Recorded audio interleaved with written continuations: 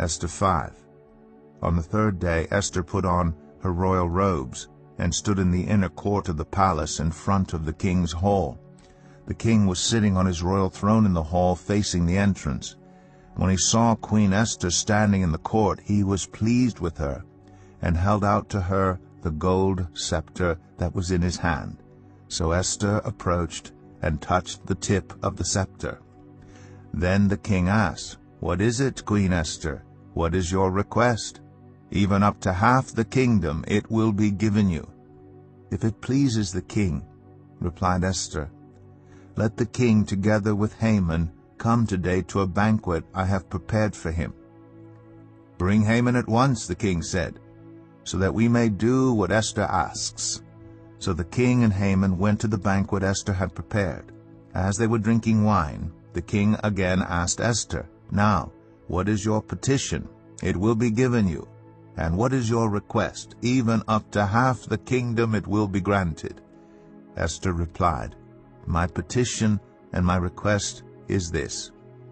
If the king regards me with favor, and if it pleases the king to grant my petition and fulfill my request, let the king and Haman come tomorrow to the banquet I will prepare for them. Then I will answer the king's question." Haman went out that day happy and in high spirits. But when he saw Mordecai at the king's gate and observed that he neither rose nor showed fear in his presence, he was filled with rage against Mordecai. Nevertheless, Haman restrained himself and went home. Calling together his friends and Zeresh his wife, Haman boasted to them about his vast wealth, his many sons, and all the ways the king had honored him, and how he had elevated him above the other nobles and officials. "And that's not all," Haman added.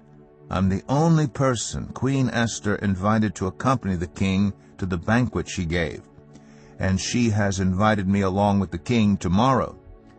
But all this gives me no satisfaction as long as I see that Jew Mordecai sitting at the king's gate." His wife Zeresh and all his friends said to him, "Have a pole set up reaching to a height of 50 cubits, and ask the king in the morning to have Mordecai impaled on it. Then go with the king to the banquet and enjoy yourself."